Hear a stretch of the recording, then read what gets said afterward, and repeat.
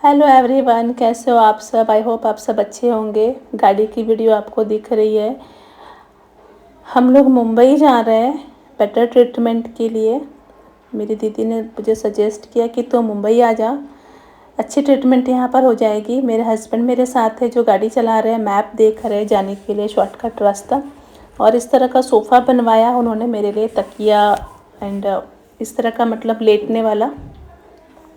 Audi गाड़ी है जिसकी सीट पूरे पीछे की तरफ मुड़ जाती है। तो मैंने ये किसी तरह से शूट किया आप लोगों को दिखाने के लिए कि मैं थोड़ा सा शूट कर लूँ ताकि आप लोग देख लो कि किस तरह से अरेंजमेंट की है। एक वजह ये भी है कि भगवान ना करे किसी के साथ ऐसा हो तो इस तरह का भी आइडिया आप लोग लगा सकते हो, गाड़ी में आपको एम्बुलेंस की ज़रूरत ना पड़े। ये सोफ़ा रातों रात बनवाया गया है, मेरे पति ने बनवा के लिया कारपेंटर से। तो अगर आप लोगों को भी ऐसा कुछ ज़रूरत पड़ा तो आप लोग इस तरह से कर सकते हो, इसलिए मैं ये गाड़ी का शूट आप लोगों को दिखा रही हूँ। हेलो एवरीवन, कैसे हो आप सब। मुझे उम्मीद है कि आप सब स्वस्थ ही होंगे और मैं ये कहना चाहूँगी कि आप लोग स्वस्थ ही रहिए।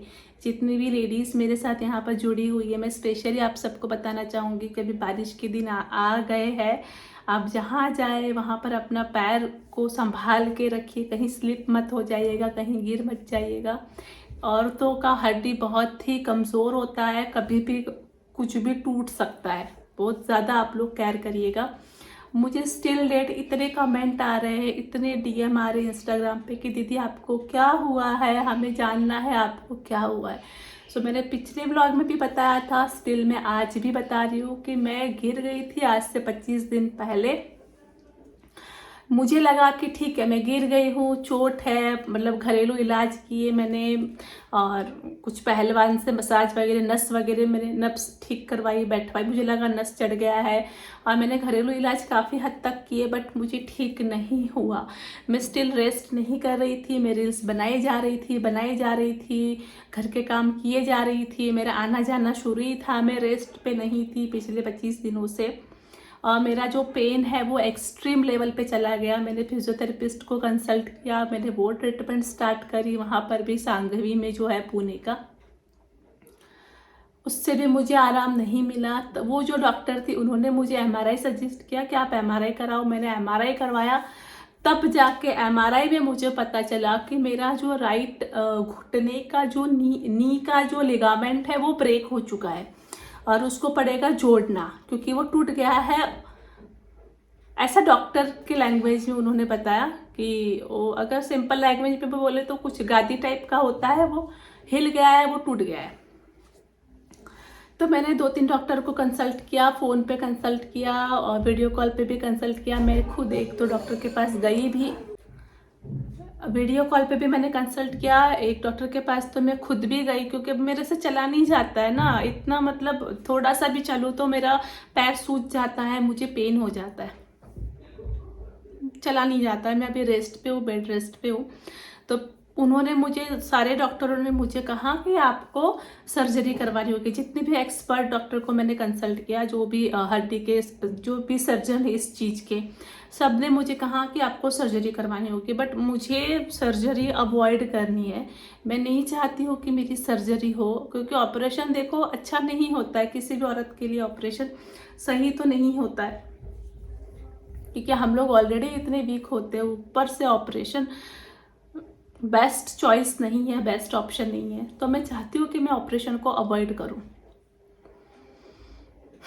तो मेरी जो दीदी है, मंजली दीदी है, उन्होंने मुझे कहा कि देख पिंकी, ऐसा तो मैं नहीं कहूँगी कि मतलब तुम मत डॉक्टर को दिखाओ, कंसल्ट मत करो, बट मेरे यहाँ पे एक डॉक्टर है, तुम उनको एक बार दिखा के देखो। उन्होंने कई लोगों का ठीक किया है लिगामेंट टियर, हो सकता है तुम्हारा भी कर दे। वो जोड़ देते हैं एक्यूप्रेशर से वगैरह, मतलब उनका है, एक्सपीरियंस है उन लोगों का। सो वो लोग जोड़ते हैं। तो मेरे दीदी ने मुझे कहा, तो मैंने कहा चलो यार, मतलब अब मैं इतनी जगह पे मैंने कोशिश करी है, पहलवान, एमबीबीएस डॉक्टर, पहले एमबीबीएस डॉक्टर, फिर पहलवान के पास गई, फिर मसाज वाले के पास गई, फिर किसके पास गई, फिजियोथेरेपिस्ट के पास गई, फिर एमआरआई निकाला, फिर सर्जन के पास गई। जब मैंने इतने सारे जगह पे मैं गई हूँ तो चलो एक और ट्राई कर दूँ, मेरा नसीब कहीं अच्छा रहा तो मैं ऑपरेशन से बच जाऊँ।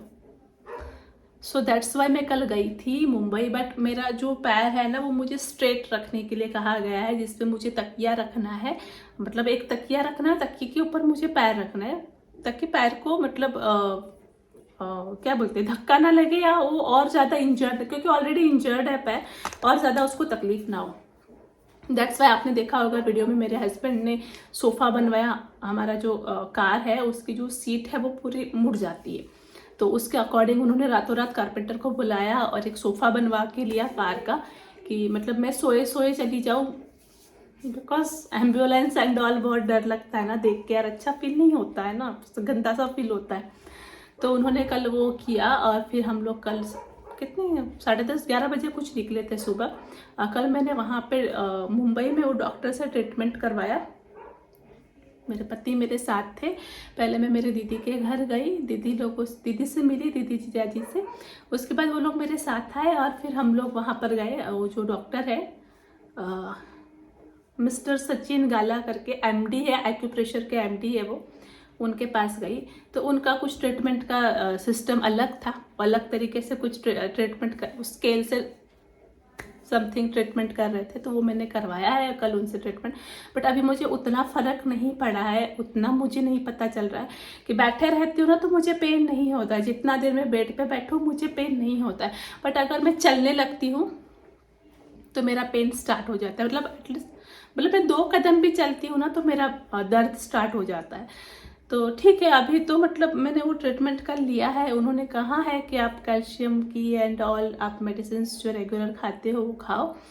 पेन किलर का असर नहीं हो रहा है मेरे ऊपर। मैं पेन किलर खा रही हूँ ना तो मेरा पेन नहीं रुक रहा है। पहले तो रुक जाता था पेन किलर खाने से, बट अब मेरा पेन नहीं रुक रहा है, बिकॉज लिगामेंट फटने का जो पेन है ना वो एक्सट्रीम लेवल का पेन होता है। जिसके साथ हुआ है वही समझ सकता है। मेरे बोलने से आप लोग यकीन नहीं करोगे, बिकॉज जिसने झेला है आई थिंक वही समझ सकता है कि लिगामेंट टेयर का पेन कितना हाई लेवल का होता है। अब हुआ है, सब कुछ आया है सर पे तो झेलना ही पड़ेगा।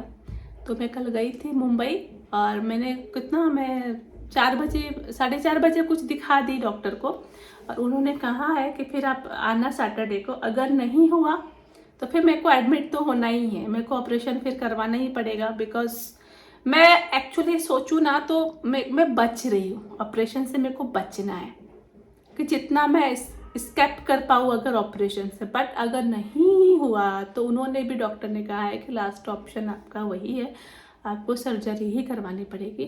बट मैं 1-2 बार उनके पास जाके देखूंगी, शायद भगवान की इच्छा रही मेरा ठीक हो जाए पैर।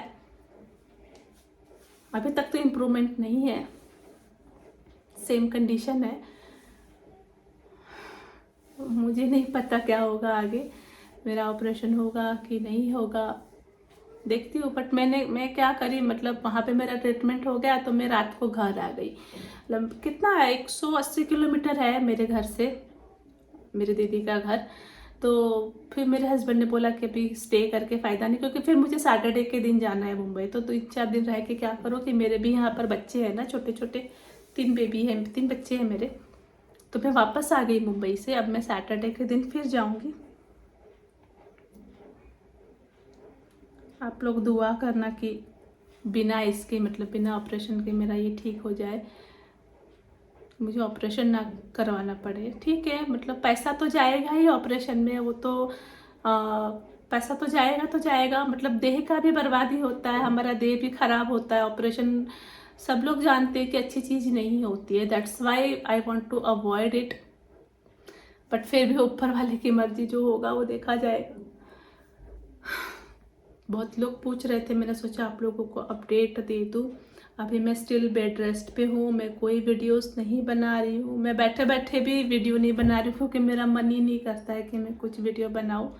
ये व्लॉग भी मैं जबरन बना रही हूँ क्योंकि बहुत लोग पूछ रहे हैं। अब मैं एक एक को किसको जवाब दें, 1000 से ऊपर मुझे DM है, किसको किसको जवाब दूँ। सब लेडीज़ ने मुझे कहा कि दीदी ऑपरेशन मत करवाना, ऑपरेशन मत करवाना। एक ही जवाब मुझे दे रहे, दीदी हमने ऑपरेशन करवाया, हमको इतनी प्रॉब्लम्स हुई है, हमको इतनी प्रॉब्लम्स। कोई ये भी कह रहा है कि मेरे हस्बैंड का करवाया था, उनको कोई प्रॉब्लम नहीं हुई। सबके अलग अलग एक्सपीरियंस बोल रहे हैं। आई डोंट नो मेरा एक्सपीरियंस क्या होगा, बट फ़िलहाल तो मुझे सर्जरी से बहुत डर लग रहा है। मैं खुद बहुत डरी हुई सर्जरी के नाम से। अगर नहीं ठीक हुआ तो फिर लास्ट ऑप्शन मेरे पास वही बचा है और कोई ऑप्शन नहीं है। बट मैं और मेरे फैमिली मेम्बर्स ट्राई कर रहे हैं कि मैं बच जाऊँ इस चीज़ से, और मैं ये व्लॉग बना रही हूँ ताकि आप लोगों को अपडेट दे पाऊँ। आप लोग सब लोग पूछ रहे थे दीदी क्या हुआ, दीदी क्या हुआ, दीदी क्या हुआ, तो ये अपडेट देने के लिए मैंने ये व्लॉग बनाया। बाकी ऊपर वाले के हाथ में, जो होगा सो देखा जाएगा। आप लोग तो हो ही साथ। अब और मैं क्या बोलूँ, और कोई बात नहीं है मेरे पास बोलने के लिए, इतना ही था जो मैंने कह दिया। फिर और कुछ होगा अपडेट तो मैं आप लोगों को ज़रूर बताऊंगी। दुआ करना और दुआ में याद रखना। बाय।